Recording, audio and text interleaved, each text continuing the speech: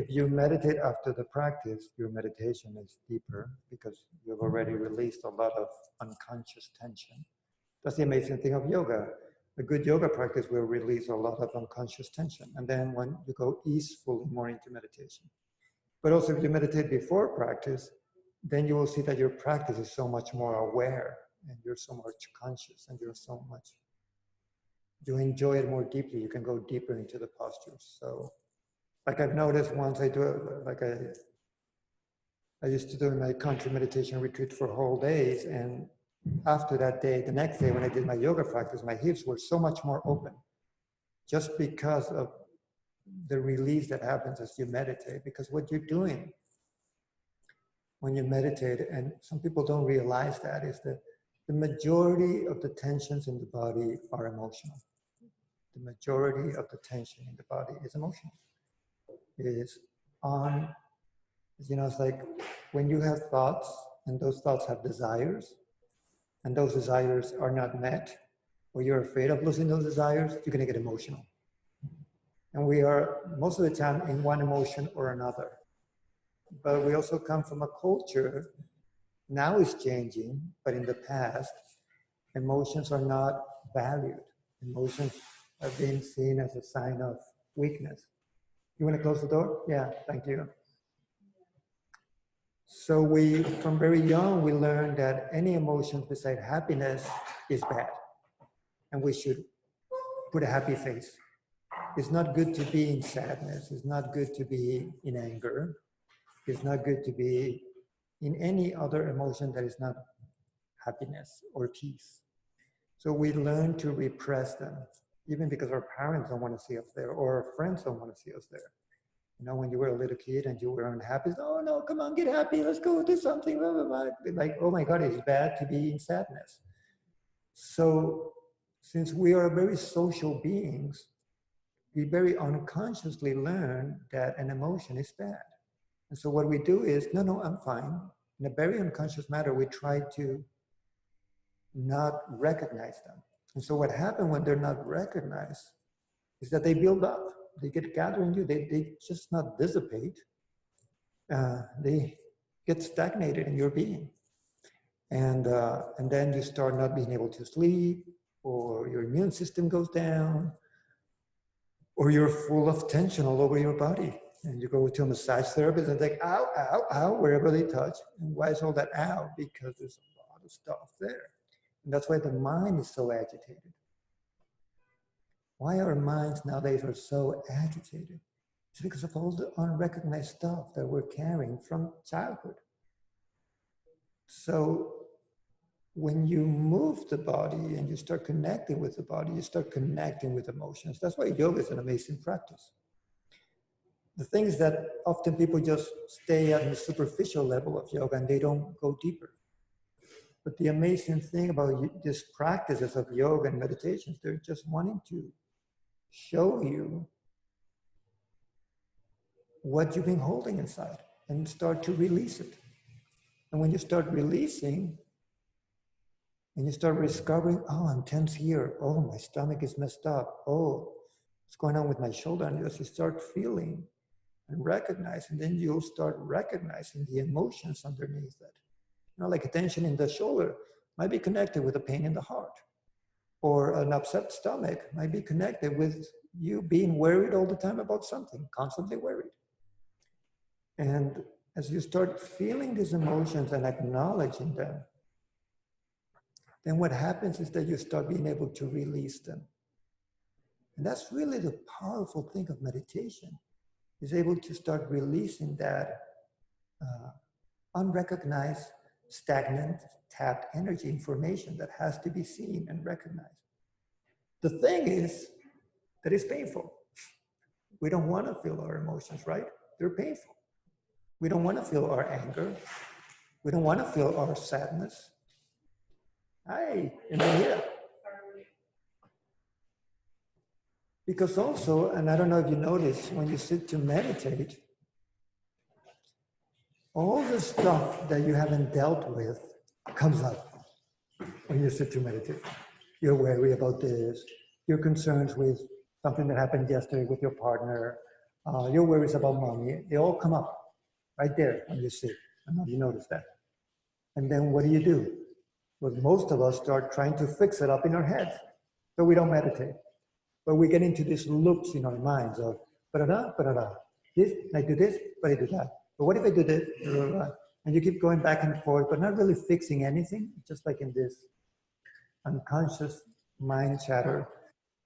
So that's why most of the people, when they sit to meditate, it's so hard for them because they're trying to deal with the mind and make it focus, but they're disconnected from their emotions and their body. So they try to control the mind, but there's a volcano going on inside. And the mind is agitated because of what's going inside emotionally. So why do we start it by feeling the body and the breath? Because that's the way to release what's agitating the mind. That's why, the mind is an amazing blessing. But when you haven't disciplined the mind, then it's an incredible enemy and an incredible challenge. An undisciplined mind, a mind that will go anywhere and everywhere, anytime.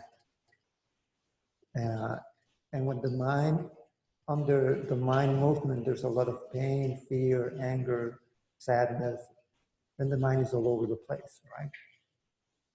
Did that make sense what I'm speaking about? So where we need to start is to recognize those tensions in the body.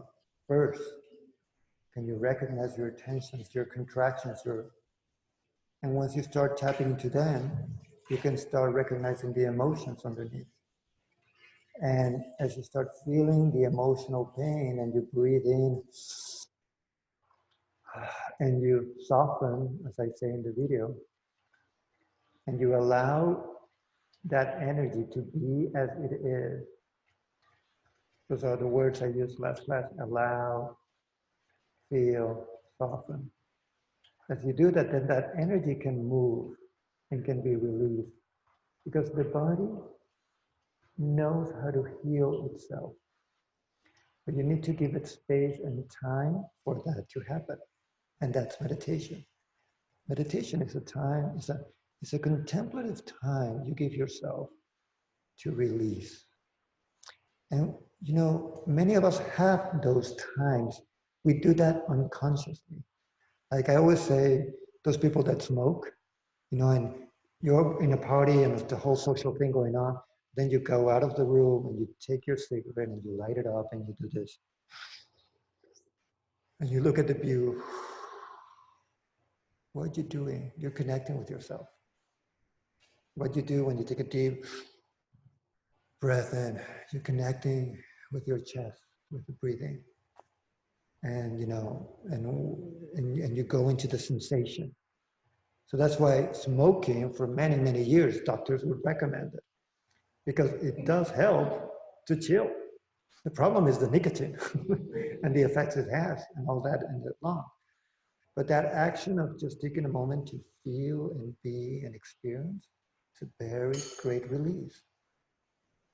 Now, what we need to do is, another example is when you have your morning coffee. Many of us go quiet at that moment. Oh, my coffee, it's warm and cozy. And I'm just really there in my experience of the coffee. That's a moment where your mind can zero in and chill and be present. It's like moments where we enter silence, or where you're having a great sexual life and you're really in the sex act.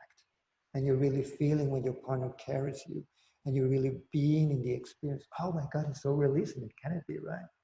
A good sex can be so releasing. But why? Because you're getting really in touch with yourself and you get really in touch with the other. So meditation, a way that I try to explain meditation is being intimate with yourself. It's learning to be intimate. It's real intimacy. But real intimacy requires the capacity to hold space. Have you ever heard that expression in American, hold space?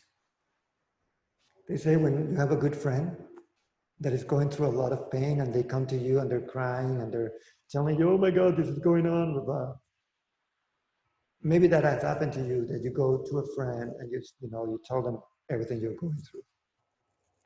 And there are these friends that really listen to you and they're there. And you feel that you can totally open up yourself because they ask you questions, they're listening, and you can understand yourself just because they're really there. While there are other friends that maybe you come with your pain or whatever you're going on, and they're like, no, no, no, you should do this, and you should do that. And don't cry about this, but they start fixing you, right?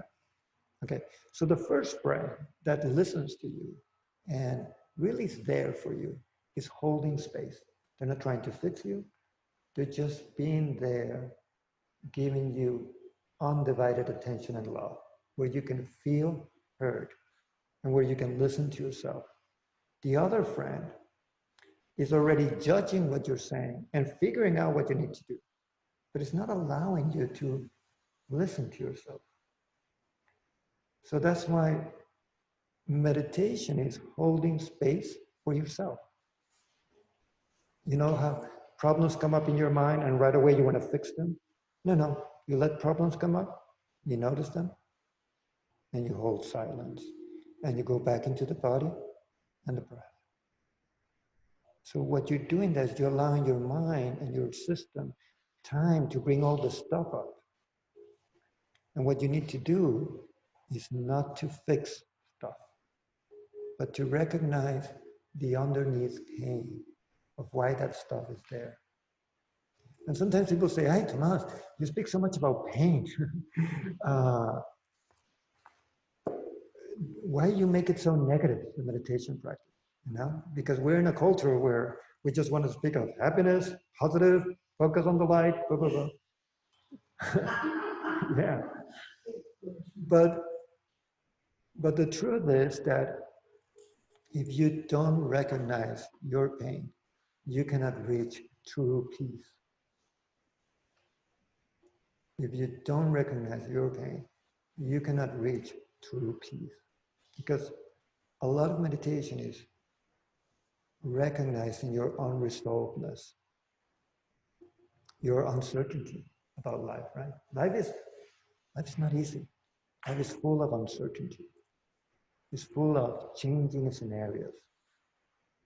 With life, we're continually confronted with our challenging parts, and we're also confronted with our strength. We're also confronted with good friends, but we're also confronted with hard stuff. And we're also confronted often with our inability to deal with certain situations. And how do we do? What do we do with it? Well, in our culture, we go into the mind, we want to fix it, we want to find the answers, we want to have control over the situations, right? But very often, we don't know what the fuck to do, right? Very often, even the solution is not there in the present. It will appear as you walk along. Very often, you gotta walk to learn and make mistakes. So it's gonna get pretty messy, and that's part of life. We didn't came here with everything figured out. We came here to learn, and learning is messy, painful, and it doesn't look good. You're gonna get judged. You're gonna be seen bad. That happens. So for me, meditation is to be my best friend, is to be there for me, is to sit with my pain and not run away, and breathe in deep. And as I do that, and I am patient, and I breathe, and I feel, and I don't try to fix, because that's a very strong tendency. I make my meditation my time I call it my compassionate time. And when I do that, then all can come up, all the waves of fear, anger, sadness, they all can come up. I can listen to all of them. And then as any wave, it will have a peak and then it will disappear. And it feels in the body like pains, like discomfort, It feels like pain in the chest. It feels like a lump in the throat. It feels like an upset stomach, right? Have you know what I'm talking about? But if you can be with those sensations and not run away, but breathing deep and allow yourself to be with those very physical sensations, then you start realizing that those physical pains that feel very real actually start moving and shifting and changing in the body. And they start subtly dissolving as you allow them to be fully experienced. The problem is that we're not used to doing that. We're used to resisting, putting a happy face, and moving forward. And you're going to have to unlearn to do that. Stop resisting. Be vulnerable. Feel what's going on. And as you do that, you will feel the energy start to move and dissipate until what remains is peace. Because peace is what we really are. Peace is the foundation of our being. But we're not there because we haven't made peace with what's going on. See that, language is very intelligent. Making peace with yourself, making peace with your emotions, making peace with being a fucked up individual, because we are all a little bit fucked up. We all have difficult parts of ourselves. We all have areas where we are crazy because we don't know there, right? I don't know if you, but I do. I have my crazy spots. And I know that when I go there, I have to breathe in deep because here I can't see. I'm lost. So, but I've learned to hug myself in those spaces. While before I used to beat myself so bad. Thank God now I'm able to support myself. I'm here. Breathe. You're messing it up. Breathe. You'll learn from this. Go ahead. While before I would be very judgmental with myself. I learned that that doesn't work. Because we all have this little kid inside or little girl inside, which needs to be contained, supported, and heard. It doesn't need to be admonished or criticized. So how does it feel, everything that I've spoken here about? This is a conversation. I always like to say that I don't come with the truth, I come with my experience. So it's a conversation. So how do you guys feel about this?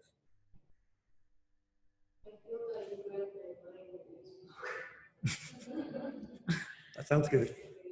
Okay. I sometimes understand that. For example, I'm going, I started my journey like 2 years ago, and sometimes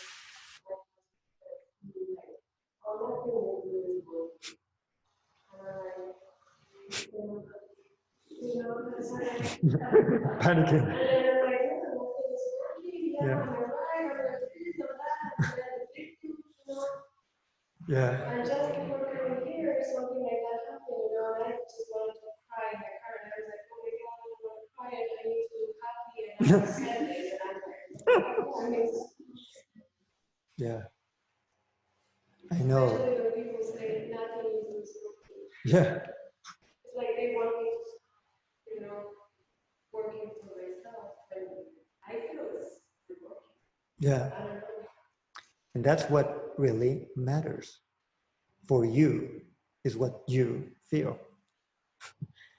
And I say that because I need often to say that to myself. When people don't approve of me, when people judge me, when people have a very different opinion of what I should do with my life, and that has happened throughout my life, starting with my dad when I left architecture and went to India and saying, what the hell are you doing with your life? I had to trust myself. And I had to trust my passion. Because I was studying architecture, but I wasn't happy because it wasn't my passion.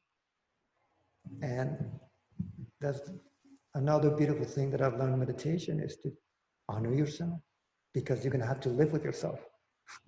So if you don't listen to yourself, and you listen to others, you're going to be really fucked up inside, because there's going to be a part of you that's going to say no, even when you're going to be living the life you don't want to live, constantly depressed, letting others choose for you, but then completely depressed inside because you're not being authentic to yourself. And that's such a hard path, right? Because we've reached an era where there's no real truth out there, right? We've judged the church was what's the truth, and science, they have some truth, but all the time they're changing with new theories, and what's real 40 years ago is not so much real now. And so you read all these articles and magazines, they tell you what to do, but it doesn't really apply. Or then you read all this different, this one says this, but this one says that, but that one says the other. Doesn't that happen to you? Certain issues in your life where what's the truth about this? What's my truth? And what I discover is, man, I gotta find my truth. Because if I don't stand in my truth, I'm gonna be miserable. At least if I stand in my truth and I act and I make a mistake, okay, I'll learn from it. But if I don't stand in my truth, if I not stand in another's truth, then how will I learn? How will I learn to trust myself? How would I learn what I want if I'm just listening to others?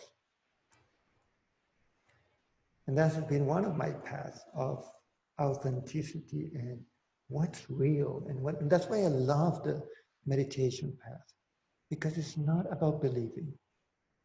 It's about listening to yourself and noticing the different areas of yourself. And what I've discovered is that there's truth within us, for us, not for others, but for us. There's a moment when you find certainty, but that's within. It's not in a book, unless the book is reflecting something inside, and yes. But real certainty happens when you find something that just inside feels so real and so true that nobody can shake you. And that's what meditation has given me. There's a place within me that is unshakable. And that's why I love teaching this. I think this is an amazing path. But it requires discipline. It requires commitment. It requires for you to be a warrior. I'm not going to lie to you. This is not easy. This is the hardest path you will ever take. But it works if you commit in a loving, patient, and disciplined manner, day after day. You start peeling layers and layers of stuff.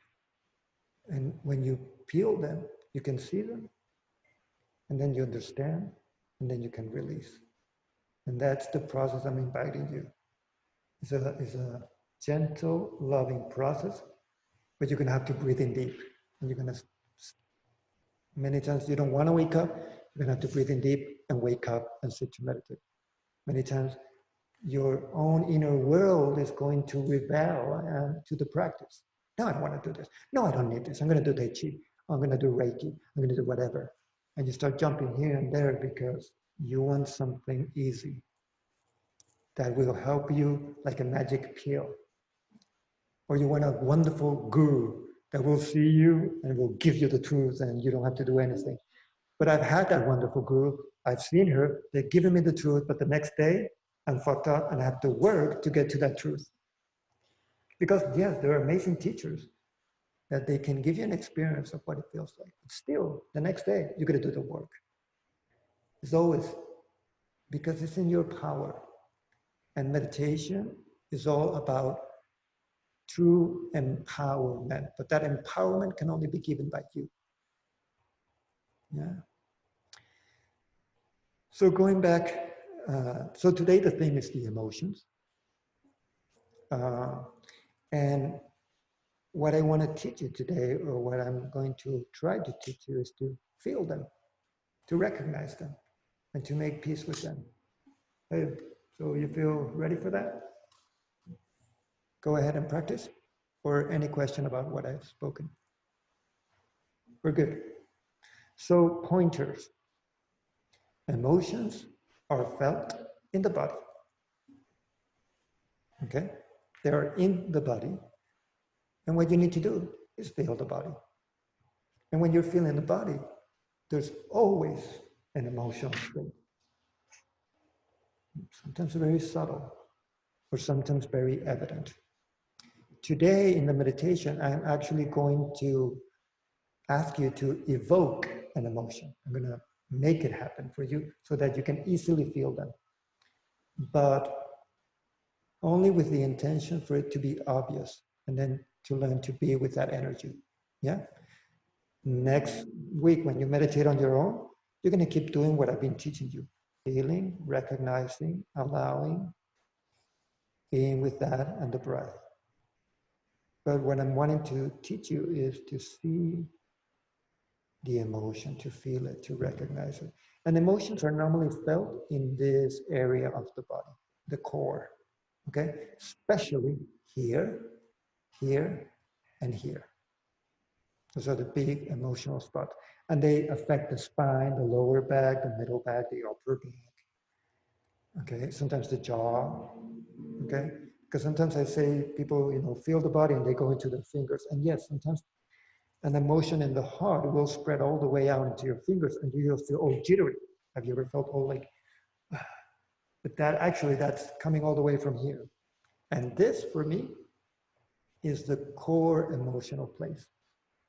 Every emotion, sooner or later, will be digested here. And the reason is, in yoga, they say the heart. In yoga, when they speak about the heart, they're speaking about the spiritual heart, which is this psychic center. Like, why do we have pain here so often? Like when somebody dumps you, or when you're afraid and anxious. Why do we have pain here? Have you ever wondered? There's not an organ there, it's just the sternum and the lungs on the side. So why? Because there's an energy center. And in yoga, these energy centers were mapped and recognized. Why do your stomach gets upset and you feel a lump here, when certain emotion is there? Because there's an energy center right here. So this chakras or centers hold emotions. So that's why in last class I told you to feel here, feel here, feel here, because those are the emotional centers. And as you tap into them, I'm going to always tell you, one, feel. Recognize what's there. Don't go away, don't run away. Second, allow. Don't push it away. Don't feel it so that it will go away. Feel it to hold it, to give it space, to be with it. Yeah? Because some students say, well, tomorrow I started to meditate and I felt the pain and it didn't go away. I was feeling it. I kept feeling it and it wouldn't go away. And I say, of course, it's not going to go away because you're not allowing it. You're there. You want it to be like a pill. Oh, I felt it. Gone away. No. You're going to feel. And what's going to happen is like an inner grieving process. Like, like often when people sit to meditate, they will often do this. Why do we do that? Because it's a surrendering to this inside of us that sometimes doesn't feel so easeful. It feels uncomfortable. So we got to surrender and feel. But if you are able to feel, allow, and be intimate with that sensation, like really go into it, really like wanting to be curious about it, then that energy will start shifting and moving until little by little in that process of deep acceptance, they will start releasing. Maybe it won't release in the meditation. Maybe you'll be the whole meditation trying to make peace with it. But as you get better and as you learn to soften and allow, then you will learn how to move that energy. You don't move it. It moves on its own. Yeah? That makes sense? Yes, Jeanette. Okay. In all the years that you've been meditating, do you feel like you have less emotional things to deal with when you're meditating? Yeah, especially if I'm very regular in my practice, then when I sit to meditate, because I've been so regular, then there's not a backlog of stuff. Yeah. Or if you meditate after a yoga class, often in a yoga class, unconsciously, you will move a lot of emotional energy because you're moving and breathing and feeling.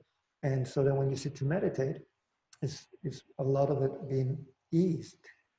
Yeah. No, because I was trying to, because I noticed the difference since I started meditating. Yeah. It's been almost till from when I started till now. Yeah. And how Yeah. the emotions and how you deal with Yeah.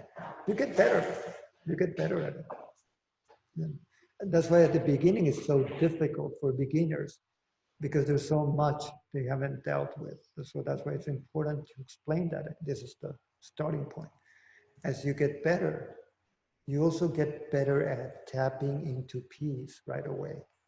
And then that peace is like an inner strength that allows you to confront pain. But when we haven't done that inner work of going within and breathing and holding, we don't feel the peace. And then the pain is very difficult to hold. And therefore, at the very beginning, you need a lot of willpower. So I'll sit. I'm not gonna go. I'm gonna stay and I'm gonna breathe. And the breath is an incredible tool to allow you to be with. So there are two questions that you should always ask yourself when you sit to meditate is, can I be with this? Uh, the first question is, what am I feeling? What's going on inside? And then the second is, can I be with this? Can I allow this to be?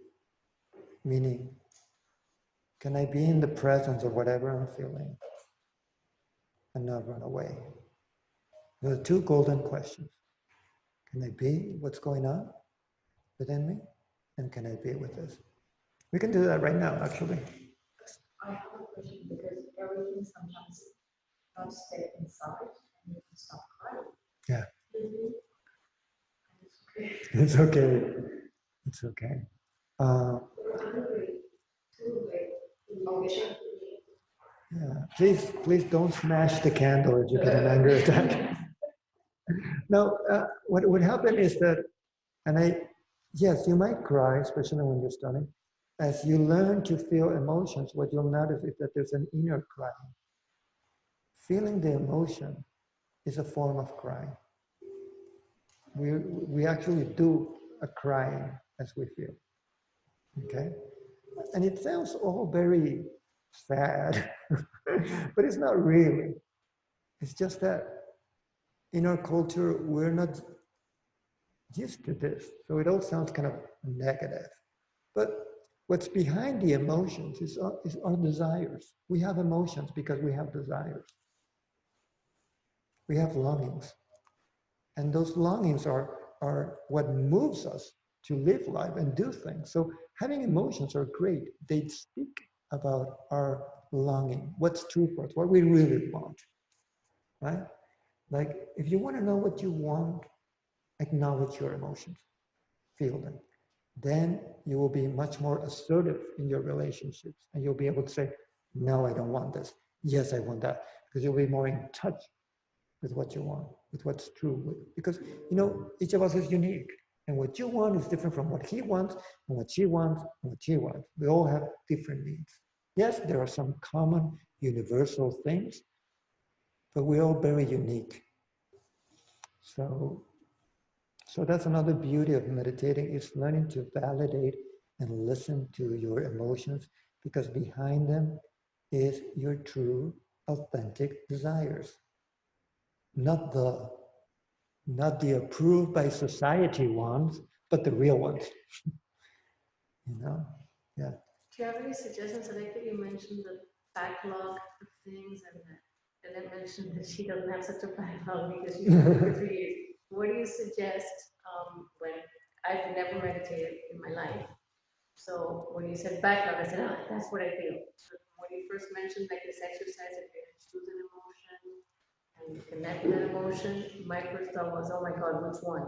You know, the anger, the frustration, the sadness, the blah, blah, blah, Don't worry. which one? Don't worry. It will come up. Don't worry. And the trick is, I have these 4 words that I use a lot. I feel, I allow, I trust. I feel this. I allow it to be. I trust the process. I feel. Another word instead of allow is, some people like it, I accept and I trust. Or another word, feel, allow. So allow, accept, and the other one is I let it be. Those 3 words are the same. Allow, accepting, and letting be. So I feel, I allow, I trust. Because sometimes when emotions come up, a part of us freaks out. Oh my God, what are we going to do with this? and the beauty of it is learning also to be okay with pain, to be okay with unresolvedness, to be okay with uncertainty. Because life is full of it, right? Life is full of uncertainty and life is full of unresolvedness. So many stuff in our life is unresolved. And you're going to die and still it's going to be unresolved. Because life doesn't end neatly. Life just ends. So can we be okay with the unresolvedness of life? That some areas of your life, you might be fucked up until the very end. Some anger issues that you have, they might be there until the very end of life. You see, people think that we meditate with an attitude of self-improvement. Oh, I'm going to meditate and I'm going to become flashy. I'm going to be full of peace. I'm going to be happy all the time. I'm going to conquer the world and I'm going to do my YouTube channel. Right? We have this very Mickey Mouse idea of the spiritual path. The spiritual path is not about changing yourself. And when I say yourself, is everything that you are, your fucked up self included. And listen to this, the spiritual path is not about changing your fucked up self. Wow, so why would I meditate? The spiritual path is about loving your fucked up self, learning to love who you are. And only by doing that, there's the possibility for you to be happy. Because we are unresolved. This is a process. You will never be perfect. You will never be perfect in every area of your life. There's always going to come a new challenge, a new situation where you don't know what you're going to do, where you're going to make mistakes. Are you going to be able to love yourself? Do you think the spiritual path is going to make you infallible? Do you think the spiritual path is about being constantly happy? It's not about that. The spiritual path is really about loving yourself and loving others. But really doing it. Not saying, oh, I love you. That's so nice. Heart. No. Is loving those areas of you that you may never solve. And learning to see, well, this is part of the beauty and uniqueness of what I am. And I might know how to challenge this someday, or I will never know how to challenge it. But can I be with this now? And honor myself where I'm at. And not try to be another person, to be approved by others, to be accepted by others, to look great by others. No, can I be my true self?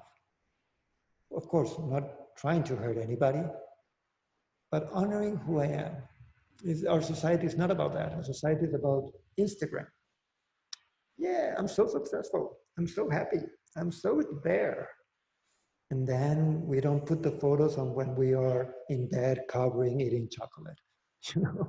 We don't put that photo. We don't put the photos of when we are feeling lost and fear and lonely in life. And in Tantra, which is the path, the philosophical path from where I speak from, you're invited to love all the flavors of life, literally. And they have mapped them out.